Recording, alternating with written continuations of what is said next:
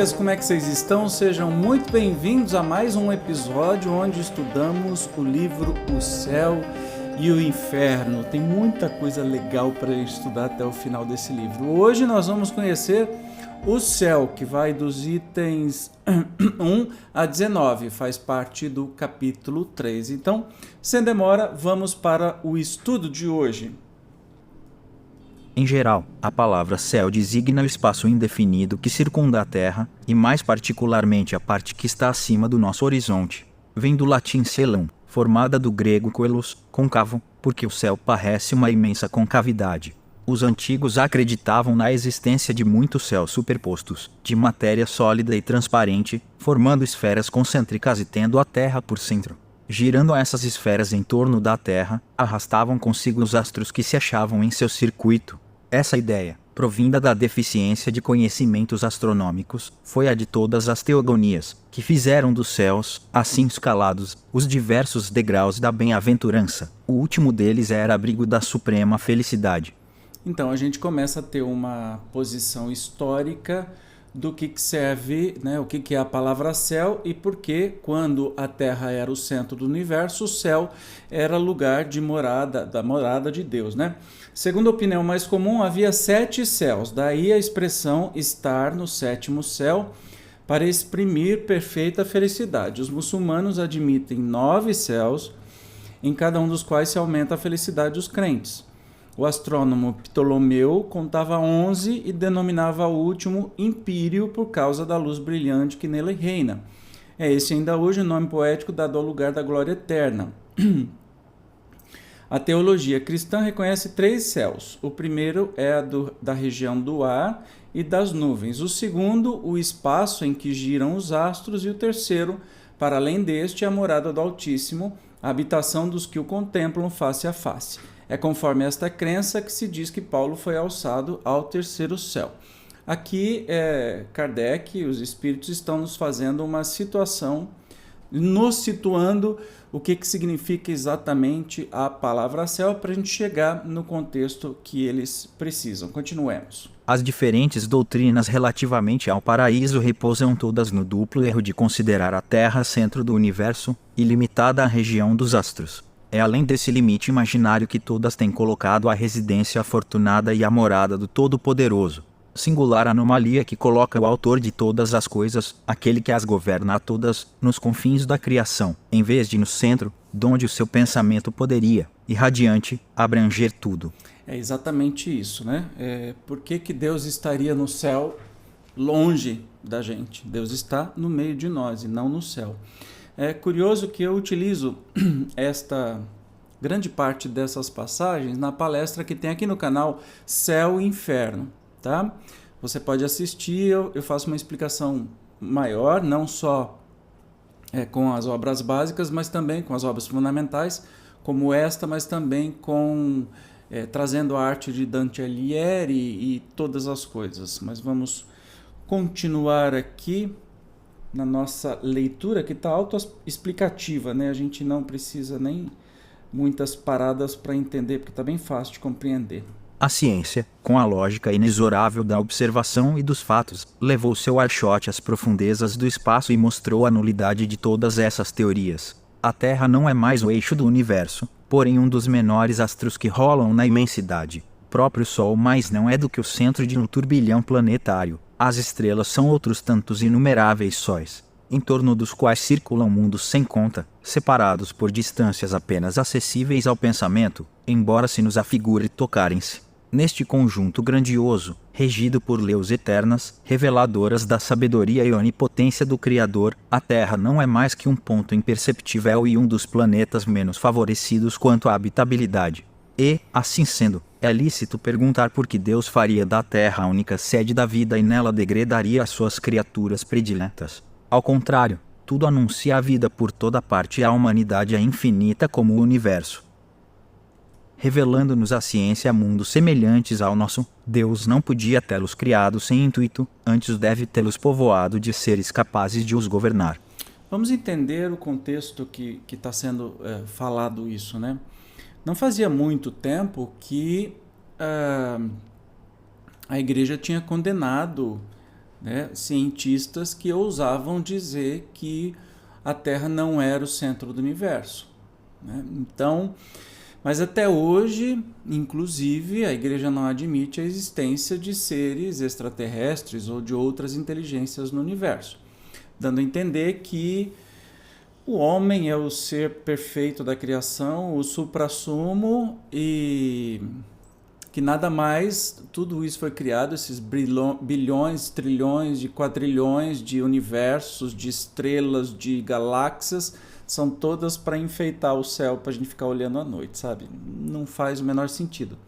Então, nessa parte está sendo dita exatamente colocando os fatos, né, o nome aos bois, para se situar nas ideias pré-concebidas ali. Vamos então continuar aqui. As ideias do homem estão na razão do que ele sabe. Como todas as descobertas importantes, a da constituição dos mundos deveria imprimir-lhes outro curso. Sob a influência desses conhecimentos novos, as crenças se modificaram. O céu foi deslocado e a região estelar, sendo ilimitada, não mais lhe pode servir. Onde está ele, pois? E ante esta questão emudecem todas as religiões. O Espiritismo vem resolvê-las demonstrando o verdadeiro destino do homem.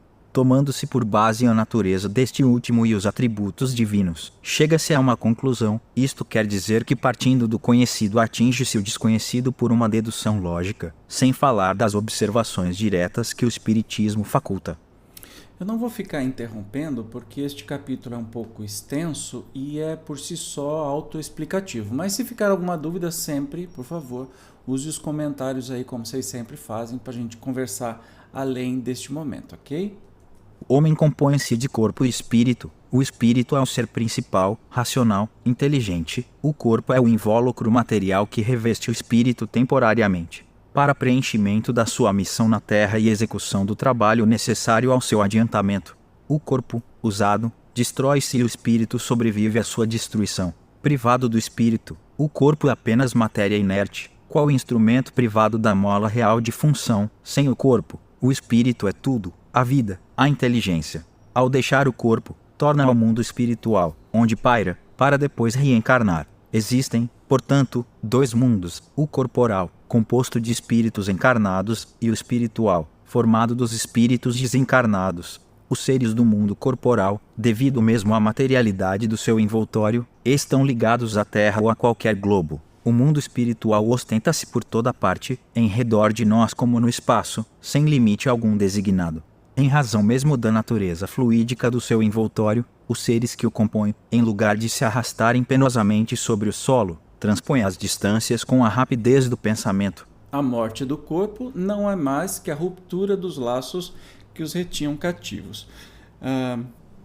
A gente, estudando o Espiritismo, conhece todas essas verdades, a gente sempre está falando sobre isso, então até aí nenhuma novidade para a gente. Mas uma pergunta que eu quero que fique aí no ar para você: se Deus está no céu, onde é este céu? Primeiro, que o céu que a gente acha que está em cima, por exemplo, nós estamos virando, né? É um globo solto virando no universo. Onde é em cima? Onde é embaixo? Hoje nós podemos estar, entre aspas, em cima, mas amanhã a gente pode estar olhando para baixo e olhando para mais embaixo ainda, achando que isso é céu. Então, onde está este tal céu das religiões? Segunda pergunta: e Deus está no céu? As almas, quando morrem, vão para o céu? Que céu? Que ponto do universo é o céu? Compreende que essa teoria é tão vaga que chega a ser quase um conto infantil, né? Os espíritos são criados simples e ignorantes, mas dotados de aptidão para tudo conhecerem e para progredirem, em virtude do seu livre-arbítrio. Pelo progresso adquirem novos conhecimentos, novas faculdades, novas percepções e, conseguintemente, novos gozos desconhecidos dos espíritos inferiores. Eles veem, ouvem, sentem e compreendem o que os espíritos atrasados não podem ver, sentir, ouvir ou compreender. A felicidade está na razão direta do progresso realizado, de sorte que, de dois espíritos, um pode não ser tão feliz quanto o outro, unicamente por não possuir o mesmo adiantamento intelectual e moral, sem que por isso precisem estar, cada qual, em lugar distinto. ainda que juntos, podiam estar em trevas, enquanto tudo resplandece para o outro, tal como um cego e um vidente que se dão as mãos, este percebe a luz da qual aquele não recebe a mínima impressão. Nessa conceituação, né, de Deus, de céu e tudo mais, aqui nos é apresentado o Espiritismo em si, né? Os conceitos básicos que a gente estuda no Livro dos Espíritos, e dizendo que o espírito, quanto mais adiantado, menos densidade o seu corpo espiritual tem, portanto ele pode ir para onde quiser, não precisa ser num planeta só, ou quanto mais denso o seu corpo espiritual, mais é atraído para o planeta que ele está momentaneamente pertencendo. No caso aqui na Terra, a força da gravidade do planeta Terra também exerce peso sobre o seu corpo espiritual, né? Então é uma conceituação. E aí ele diz assim, depende muito do grau de adiantamento moral, intelectual do espírito, ele está em luzes ou em trevas, né? Por quê? Os espíritos podem estar no mesmo lugar, exatamente no mesmo lugar, e um está em luzes, o outro está em trevas, porque depende do que tem no interior, né, para que isso aconteça, e não nenhum fator externo. A gente estuda isso, inclusive, na série sobre perispírito, mas vamos continuar aqui com estas constatações. Sendo a felicidade dos espíritos inerente às suas qualidades, aurem neles em toda parte em que se encontram, seja a superfície da terra, no meio dos encarnados, ou no espaço. Uma comparação vulgar fará compreender melhor esta situação. Se encontrarem em um concerto dois homens, um, bom músico, de ouvido educado, e outro, desconhecedor da música, de sentido auditivo pouco delicado, primeiro experimentará a sensação de felicidade, enquanto o segundo permanecerá insensível, porque um compreende e percebe o que nenhuma impressão produz no outro. Assim sucede quanto a todos os gozos dos espíritos, que estão na razão da sua sensibilidade. O mundo espiritual tem esplendores por toda parte, harmonias e sensações que os espíritos inferiores, submetidos à influência da matéria, não entreveem sequer, e que somente são acessíveis aos espíritos purificados. Então a gente começa a entender nestas definições qual o ponto que os espíritos querem chegar para nos dizer aqui, que está dizendo, não é um lugar, né? A gente começa a entender que o céu não é um lugar, certo? É um estado de espírito. Esse exemplo de duas pessoas que vão a um concerto, um que entende de música e o outro que não entende, tem percepções completamente diferentes. Então, os espíritos podem estar em qualquer lugar, seja no interior do planeta Terra, na sua crosta ou no espaço, em qualquer outro planeta. Vai depender do seu estado feliz ou infeliz, né? Que este lugar seja comparável, creio eu que está querendo chegar nesse, comparável ao tal céu prometido, os campos elíseos, né? Prometido aí pelas religiões. Vamos continuar. Progresso nos espíritos é o fruto do próprio trabalho, mas, como são livres, trabalham no seu adiantamento com maior ou menor atividade, com mais ou menos negligência, segundo sua vontade, acelerando ou retardando o progresso e, por conseguinte, a própria felicidade. Enquanto uns avançam rapidamente, entorpecem-se outros, quais poltrões nas fileiras inferiores. São eles, pois, os próprios autores da sua situação, feliz ou desgraçada, conforme esta frase do Cristo, a cada um segundo as suas obras. Romanos 2:6. Todo espírito que se atrasa não pode queixar-se senão de si mesmo, assim como o que se adianta tem o mérito exclusivo do seu esforço, dando por isso maior apreço à felicidade conquistada. A suprema felicidade só é compartilhada pelos espíritos perfeitos, ou, por outra, pelos puros espíritos, que não a conseguem senão depois de haverem progredido em inteligência e moralidade. Progresso intelectual e o progresso moral raramente marcham juntos, mas o que o espírito não consegue em dado tempo, alcança em outro, de modo que os dois progressos acabam por atingir o mesmo nível. Eis porque se vêem muitas vezes homens inteligentes e instruídos pouco adiantados moralmente, e vice-versa. Então continua aí nessa linha de raciocínio, né? que a gente, os espíritos, são os próprios autores da sua própria felicidade, que a gente avança uma hora um pouco moralmente, outra hora um pouco intelectualmente, que não, esse avanço não é junto, a gente sabe disso, mas que em um certo momento vão atingir o mesmo nível. A encarnação é necessária ao duplo progresso moral e intelectual do espírito, ao progresso intelectual pela atividade obrigatória do trabalho, ao progresso moral pela necessidade recíproca dos homens entre si. A vida social é a pedra de toque das boas ou más qualidades. Curioso que Kardec vem falar aqui quase que um resumão do Espiritismo, né, do Livro dos Espíritos. Você está estudando comigo lá o Livro dos Espíritos, já deve ter entendido, que é um baita de um resumo sobre o espírito, sobre a doutrina espírita, né? Agora acabar de falar sobre a encarnação, que é necessária para que esse progresso moral e intelectual aconteça. Vamos continuar aqui. A bondade, a maldade, a doçura, a violência, a benevolência, a caridade, o egoísmo, a avareza, o orgulho, a humildade, a sinceridade, a franqueza, a lealdade, a má-fé, a hipocrisia, em uma palavra, tudo o que constitui o homem de bem ou perverso tem por móvel, por alvo e por estímulo as relações do homem com os seus semelhantes. Para o homem que vivesse isolado não haveria vícios nem virtudes, preservando-se do mal pelo isolamento, o bem de si mesmo se anularia. Uma só existência corporal é manifestamente insuficiente para o espírito adquirir todo o bem que lhe falta e eliminar o mal que lhe sobra. Como poderia o selvagem, por exemplo, em uma só encarnação nivelar-se moral e intelectualmente ao mais adiantado europeu? É materialmente impossível. Deve ele, pois, ficar eternamente na ignorância e barbaria, privado dos gozos que só o desenvolvimento das faculdades pode proporcionar-lhe.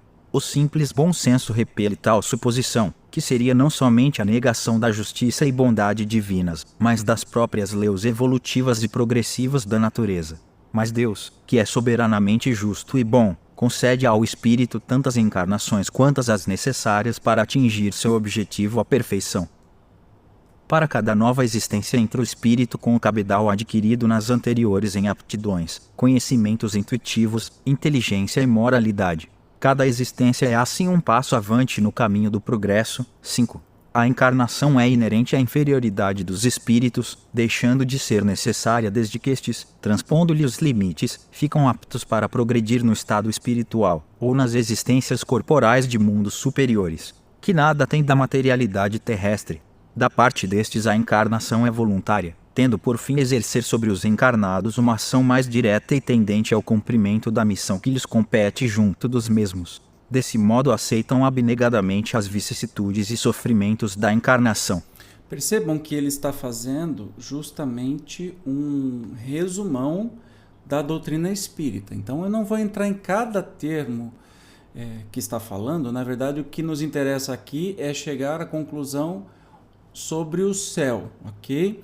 Mas ele está aproveitando, como o Céu e o Inferno é uma obra posterior ao Livro dos Espíritos, ele vem aqui reafirmar todas as luzes que o Livro dos Espíritos nos trazem, tá? De novo eu falo, se você quiser, estude aí comigo o Livro dos Espíritos, que a gente vai abordar tudo isso que está sendo dito com profundidade. Então não vou entrar neste nível de profundidade aqui, ok? Então vamos continuar. No intervalo das existências corporais o espírito torna a entrar no mundo espiritual, onde é feliz ou desgraçado segundo o bem ou mal que fez, uma vez que o estado espiritual é o estado definitivo do espírito e o corpo espiritual não morre, deve ser esse também o seu estado normal. Então o estado normal é o estado espiritual. O estado corporal é transitório e passageiro. É no estado espiritual sobretudo que o espírito colhe os frutos do progresso realizado pelo trabalho da encarnação. É também nesse estado que se prepara para novas lutas e toma as resoluções que há de pôr em prática na sua volta à humanidade. O espírito progride igualmente na erraticidade, adquirindo conhecimentos especiais que não poderia obter na Terra, e modificando as suas ideias. O estado corporal e o espiritual constituem a fonte de dois gêneros de progresso, pelos quais o espírito tem de passar alternadamente, nas existências peculiares a cada um dos dois mundos. Então, nesse resumão aí, vem falar sobre o nosso verdadeiro estado, que é o estado espiritual. Nós, em mundo físico, nós estamos... não é a verdadeira vida, é uma vida de passagem e onde experimentamos outras provas e aprendizados. Mas nós precisamos tanto o estado de erraticidade, que é o estado que a gente fica no mundo espiritual, lá a gente aprende, evolui, muda de ideia, estuda, quanto nesse estado aqui que a gente provavelmente vai executar as provas que a gente naquele outro estado combinou de fazer com a gente mesmo. A reencarnação pode dar-se na Terra ou em outros mundos. Há entre os mundos alguns mais adiantados onde a existência se exerce em condições menos penosas que na Terra, física e moralmente, mas onde também só são admitidos espíritos chegados a um grau de perfeição cedilha maiúsculo relativo ao estado desses mundos. A vida nos mundos superiores já é uma recompensa, visto nos acharmos isentos, aí, dos males e vicissitudes terrenos. Os corpos menos materiais, quase fluídicos, não sujeitos aí às moléstias, às enfermidades, tampouco têm as mesmas necessidades. Excluídos os espíritos maus, gozam os homens de plena paz, sem outra preocupação além da do adiantamento pelo trabalho intelectual. Reina lá a verdadeira fraternidade, porque não há egoísmo, a verdadeira igualdade, porque não há orgulho, e a verdadeira liberdade por não haver desordens a reprimir, nem ambiciosos que procurem oprimir o fraco. Ei, lugar bom, gente. Comparados à Terra, esses mundos são verdadeiros paraísos, quais pousos ao longo do caminho do progresso conducente ao estado definitivo. Sendo a Terra um mundo inferior destinado à purificação dos espíritos imperfeitos, está nisso a razão do mal que aí predomina, até que praza a Deus fazer dela morada de espíritos mais adiantados. Assim é que o espírito, progredindo gradualmente à medida que se desenvolve, chega ao apogeu da felicidade, porém, antes de ter atingido a culminância da perfeição, goza de uma felicidade relativa ao seu progresso. A criança também frui os prazeres da infância, mais tarde os da mocidade, e finalmente os mais sólidos, da madureza. Curioso que a capacidade de resumir é impressionante. Ele resumiu 200, 300 perguntas do Livro dos Espíritos até agora. Mas vamos continuar aí. A felicidade dos espíritos bem-aventurados não consiste na ociosidade contemplativa, que seria, como temos dito muitas vezes, uma eterna e fastidiosa inutilidade. A vida espiritual em todos os seus graus é, ao contrário, uma constante atividade, mas atividade isenta de fadigas. A suprema felicidade consiste no gozo de todos os esplendores da criação, que nenhuma linguagem humana jamais poderia descrever, que a imaginação mais fecunda não poderia conceber. Consiste também na penetração de todas as coisas, na ausência de sofrimentos físicos e morais, numa satisfação íntima, numa serenidade da alma imperturbável, no amor que envolve todos os seres, e portanto na ausência de atrito proveniente do contato com os maus e, acima de tudo, na contemplação de Deus e na compreensão dos seus mistérios revelados aos mais dignos. A felicidade também existe nas tarefas cujo encargo nos faz felizes. Que interessante, ele está definindo exatamente o que é o céu, né?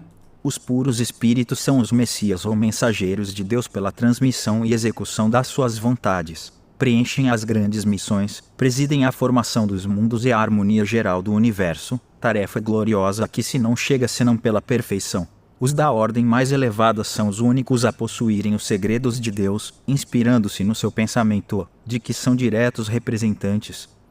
Muito interessante, é um baita resumão, né? Ele está falando da felicidade dos espíritos bem-aventurados, que é bem diferente do que a felicidade que se diz, né? Que se prega aí deste céu esquisito que as religiões querem fazer você acreditar, que você vai para o céu e vai ficar tocando arpinha inutilmente por toda a eternidade, que não é bem assim, né? Então, ele vem aqui fazer uma série de descrições do que seria este céu verdadeiro, que se trata de uma condição do próprio espírito, uma condição moral, intelectual e de felicidade do próprio espírito.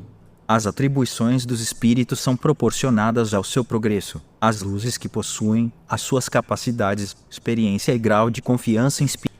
Uma coisa que eu esqueci, para aí, mocinho. Ele está falando também que os espíritos felizes, na verdade, são os mais dignos, que passou por tudo isso e que vivem em mundos que não são obrigados a conviver mais com a maldade, etc. e tal, e que estes puros espíritos são messias ou mensageiros de Deus. E a alegria desses espíritos é exatamente estarem a serviço da criação e não enfiados num céu eterno tocando arpinha, né? E Jesus é um espírito puro e feliz que está aí trabalhando pela gente, com a gente o tempo todo, e a felicidade dele é ver o nosso progresso. Mas vamos fazer ele ler de novo aqui, ó. As atribuições dos espíritos são proporcionadas ao seu progresso, as luzes que possuem, as suas capacidades, experiência e grau de confiança inspirada ao Senhor soberano. Nem favores, nem privilégios que não sejam o prêmio ao mérito, tudo é medido e pesado na balança da estrita justiça. As missões mais importantes são confiadas somente àqueles que Deus julga capazes de as cumprir e incapazes de desfalecimento ou comprometimento. E enquanto que os mais dignos compõem o Supremo Conselho, sob as vistas de Deus, a chefes superiores é cometida a direção de turbilhões planetários e a outros conferida a de mundos especiais. Vêm, depois, pela ordem de adiantamento e subordinação hierárquica, as atribuições mais restritas dos prepostos ao progresso dos povos, à proteção das famílias e indivíduos, ao impulso de cada ramo de progresso, as diversas operações da natureza até os mais ínfimos pormenores da cria-se cedilha maiúsculo O. Criação, criatura, cria-se cedilha maiúsculo. Neste vasto e harmônico conjunto, há ocupações para todas as capacidades, aptidões e esforços. Ocupações aceitas com júbilo, solicitadas com ardor por serem um meio de adiantamento para os espíritos que ao progresso aspiram. É muito fácil de entender, né? Os espíritos felizes, perfeitos, quanto mais alto o seu grau de perfeição, mais responsabilidades eles podem pegar. Então, enquanto um grande espírito pode ser responsável por uma galáxia inteira, um espírito um pouquinho menos adiantado é responsável por um sistema solar, um menos adiantado pelo planeta Terra, como é o exemplo de Jesus, um menos adiantado por um país, um menos adiantado por um grupo familiar, um núcleo ou por uma pessoa. Enfim, trabalho não falta e a justiça divina é sempre implacável aí ao permitir que estes espíritos atuem na construção e condução do universo, que é lindo demais. Isso é céu, né? Ao lado das grandes missões confiadas aos espíritos superiores, há outras de importância relativa em todos os graus, concedidas a espíritos de todas as categorias, podendo afirmar-se que cada encarnado tem a sua, isto é, deveres a preencher a bem dos seus semelhantes, desde o chefe de família, a quem incumbe o progresso dos filhos, até o homem de gênio que lança às sociedades novos germens de progresso. É nessas missões secundárias que se verificam desfalecimentos, prevaricações e renúncias que prejudicam o indivíduo sem afetar o todo. Então todos nós temos aí uma missão, uma cocriação neste grande universo, né? Então, mesmo encarnados, nós temos as nossas responsabilidades. Todas as inteligências concorrem, pois, para a obra geral, qualquer que seja o grau atingido, e cada uma na medida das suas forças, seja no estado de encarnação ou no de espírito, por toda a parte a atividade, desde a base ao ápice da escala, instruindo-se, coadjuvando-se em mútuo apoio, dando-se as mãos para alcançarem o zênite. Assim se estabelece a solidariedade entre o mundo espiritual e o corporal, ou, em outros termos, entre os homens e os espíritos, entre os espíritos libertos e os cativos. Assim se perpetuam e consolidam, pela purificação e continuidade de relações, as verdadeiras simpatias e nobres afeições.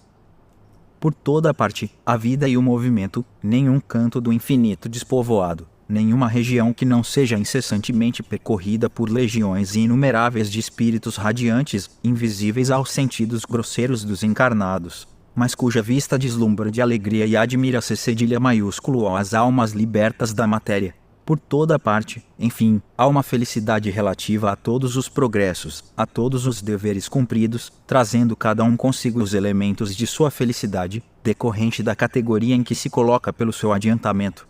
Das qualidades do indivíduo depende-lhe a felicidade, e não do estado material do meio em que se encontra. podendo a felicidade, portanto, existir em qualquer parte onde haja espíritos capazes de a gozar. Nenhum lugar ali é circunscrito e assinalado no universo. Onde quer que se encontrem, os espíritos podem contemplar a majestade divina, porque Deus está em toda parte. Perceberam dessa longa explanação qual é o objetivo que ele está querendo dizer?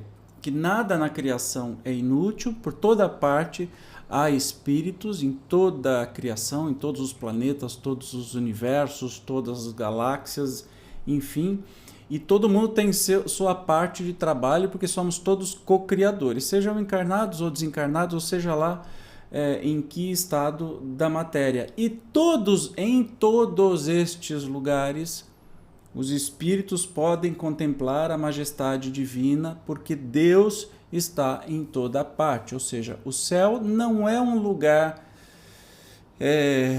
imaginário, uma coisa assim. O céu pode ser aqui, agora, hoje, com o que estamos fazendo. E é isso o legal de todo esse resumo que ele vem nos trazer. Entretanto, a felicidade não é pessoal. Se a possuíssemos somente em nós mesmos, sem poder reparti-la com outros, ela seria tristemente egoísta. Também a encontramos na comunhão de ideias que une os seres simpáticos. Os espíritos felizes, atraindo-se pela similitude de ideias, gostos e sentimentos, formam vastos agrupamentos ou famílias homogêneas, no seio das quais cada individualidade irradia as qualidades próprias e satura-se dos eflúvios serenos e benéficos emanados do conjunto. Os membros deste, ora se dispersam para se darem a sua missão, ora se reúnem em dado ponto do espaço a fim de se prestarem contas do trabalho realizado, ora se congregam em torno de um espírito mais elevado para receberem instruções e conselhos. Então, o que a gente aprende deste item? Não tem felicidade sozinho, né? Não existe. O egoísmo é sinônimo de infelicidade.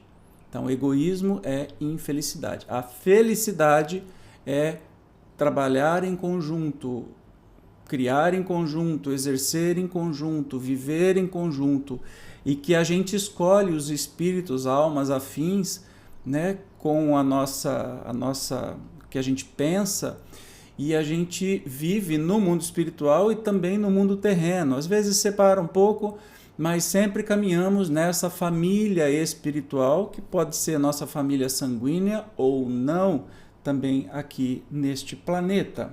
Posto que os espíritos estejam por toda parte, os mundos são de preferência os seus centros de atração, em virtude da analogia existente entre eles e os que os habitam. Em torno dos mundos adiantados abundam espíritos superiores, como em torno dos atrasados pululam espíritos inferiores. Cada globo tem, de alguma sorte, sua população própria de espíritos encarnados e desencarnados, alimentada em sua maioria pela encarnação e desencarnação dos mesmos. Esta população é mais estável nos mundos inferiores, pelo apego dos espíritos à matéria, e mais flutuante nos superiores. Destes últimos, porém, verdadeiros focos de luz e felicidade, espíritos se destacam para mundos inferiores a fim de neles semearem os germens do progresso, levar-lhes consolação e esperança, levantar os ânimos abatidos pelas provações da vida. Por vezes também se encarnam para cumprir com mais eficácia a sua missão. Olha que interessante, né? Então, espíritos estão em todas as partes, os mundos são recheados de espíritos, né?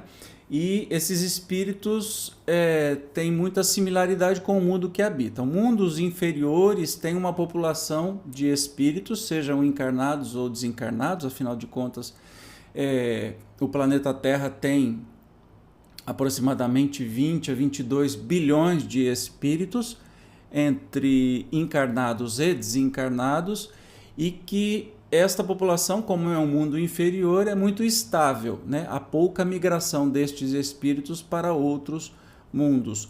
Mas os espíritos de mundos mais felizes, como são abnegados e querem sempre trabalhar para o bem, e que nem precisam mais da sua reencarnação, ou seja, entrar na vida física, eles migram de mundos incessantemente, porque nisso está a felicidade deles sempre estarem em qualquer canto, desde que possa ajudar alguém. Nessa imensidade ilimitada, onde está o céu? Em toda parte. Nenhum contorno lhe traça limites. Os mundos adiantados são as últimas estações do seu caminho, que as virtudes franqueiam e os vícios interditam. Ante este quadro grandioso que povoa o universo, que dá a todas as coisas da criação um fim e uma razão de ser, quanto é pequena e mesquinha a doutrina que circunscreve a humanidade a um ponto imperceptível do espaço, que lá mostra começando em dado instante para acabar igualmente com o mundo que a contém, não abrangendo mais que um minuto na eternidade. Como é triste, fria, glacial essa doutrina quando nos mostra o resto do universo, durante e depois da humanidade terrestre, sem vida, nem movimento, qual vastíssimo deserto imerso em profundo silêncio. Como é desesperadora a perspectiva dos eleitos votados, a contemplação perpétua, enquanto a maioria das criaturas padece tormentos sem fim. Como lacera os corações sensíveis a ideia dessa barreira entre mortos e vivos. As almas ditosas, dizem, só pensam na sua felicidade, como as desgraçadas nas suas dores. Admira que o egoísmo reine sobre a terra quando nos mostram no céu? É aquelas perguntas que não querem calar nunca, né?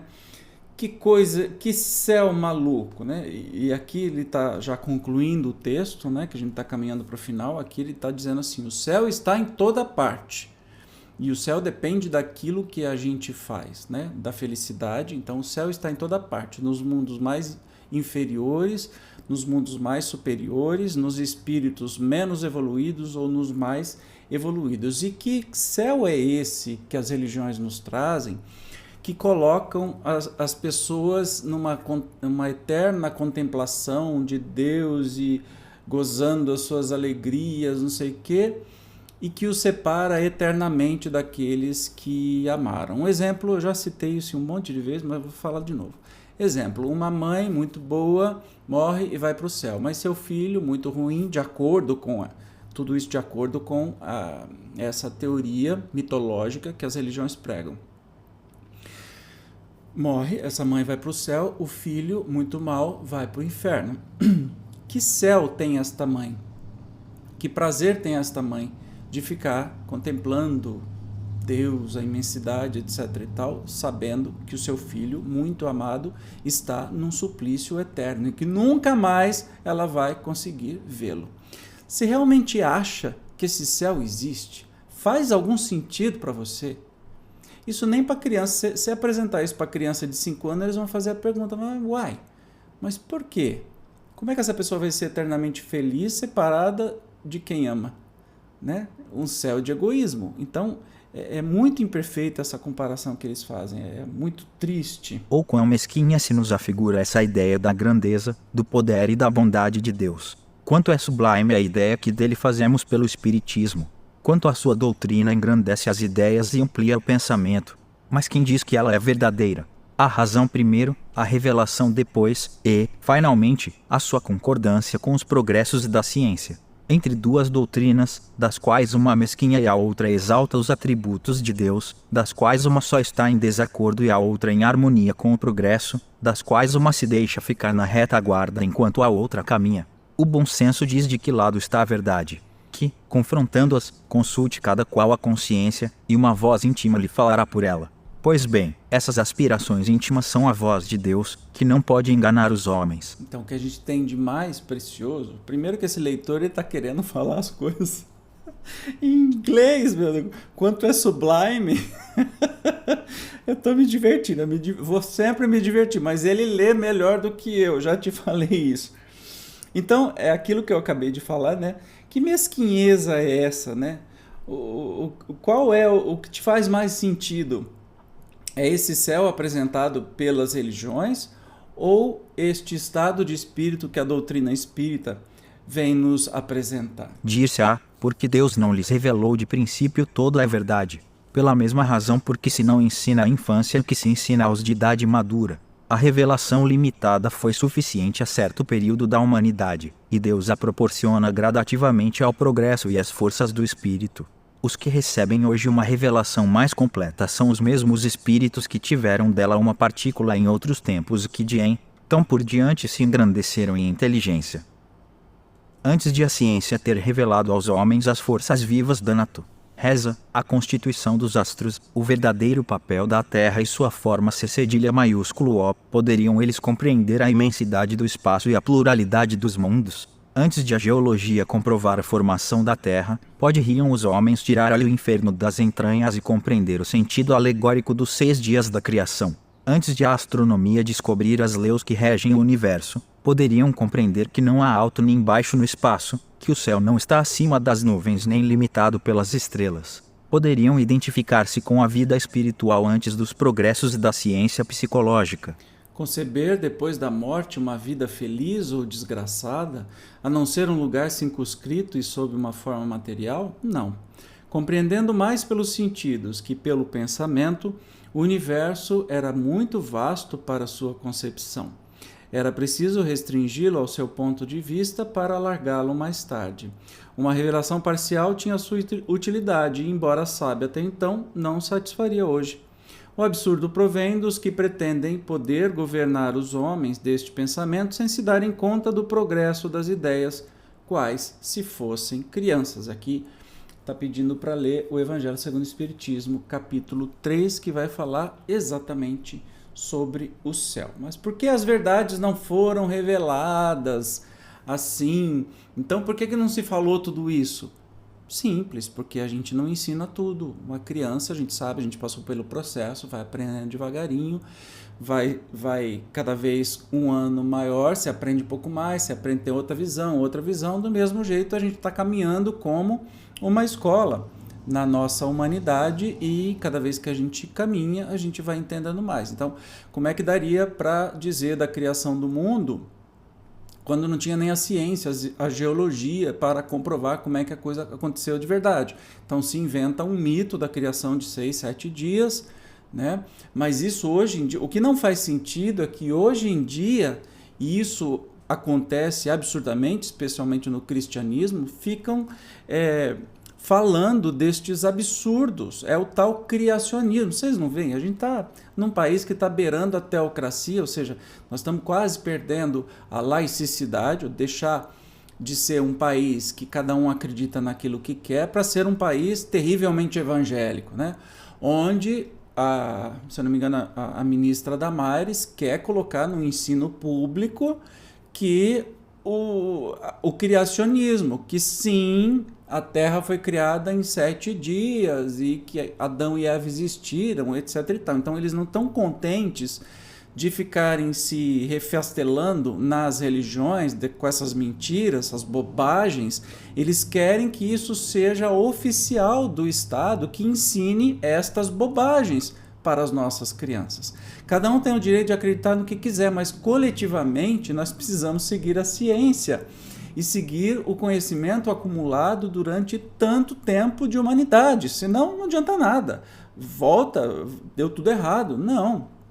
Por isso que a gente tem que lutar por um país laico sempre, para que estas alegorias como o céu, o inferno e tantas outras que são marteladas diariamente na cabeça de todas as pessoas que seguem as religiões, especialmente católico, evangélico, neopentecostais, para que isso não vire verdade.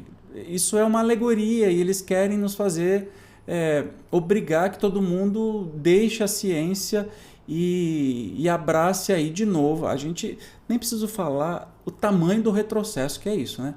O tamanho do absurdo que é voltar no tempo. Parece que a gente joga todas as conquistas da ciência na lata do lixo para querer ensinar para a criança em escola, não ensinar geologia, não ensinar como é que aconteceu a evolução das espécies, Darwin, e sim ficar ensinando o criacionismo. Tenha santa paciência. Eu me posiciono fortemente contrário e espero que você também, para que a gente não ande para trás, né? Nós estamos falando de Kardec aí, falando em 1857 por aí, que já naquela época era tão absurdo essas coisas. Agora imagine aí, mais de 160 anos depois, a gente tá com essas conversinhas para boi dormir, religiosa. Pelo amor de Deus, hein, gente? E por isso que a gente tá aqui junto estudando o Céu e o Inferno, porque é um livro libertador para destravar e limpar todos esses resquícios que as religiões socam na nossa cabeça desde quando nascemos. E eu eu acho que não é por não saberem, porque estudam teologia, tanto padres, pastores, e entendem disso muito fortemente. Eu acho que é com má intenção de deixar as pessoas na ignorância e com medo deste Deus bipolar do Velho Testamento, por exemplo. Só pode ser. Eu não tenho outra explicação. Mas enfim, hoje nós encerramos o nosso estudo aqui desse capítulo, né, do céu. O próximo nós falaremos sobre o inferno, mas o inferno, como tem muita coisa, nós vamos dividir em partes. Tá bom? O inferno é sempre mais divertido. Como a comédia de Dante, se você for ler a Divina Comédia, você vai ver que o inferno é muito mais grosso, muito mais divertido, o purgatório é chato e o céu é um horror. Você não consegue nem acabar de ler o livro, porque o inferno é onde tudo acontece. Então tá bom. Se você não é inscrito aqui no canal, por favor, se inscreva, clique no joinha se gostou desse vídeo. Se não gostou também, clica no diz joinha, eu nem sei como é que chama isso. Mas se for interessante, compartilhe esse vídeo com um amigo e convida ele para curtir esse canal. Se puder um pouquinho mais, clique no botão Seja Membro. Não se esqueça de ativar as notificações, assim você vai saber quando tem vídeo novo. E aqui tem vídeo novo todo santo dia, às 18 horas, estreia um vídeo novo. Tá bom? Te encontro então no próximo episódio de O Céu e o Inferno. Tchau!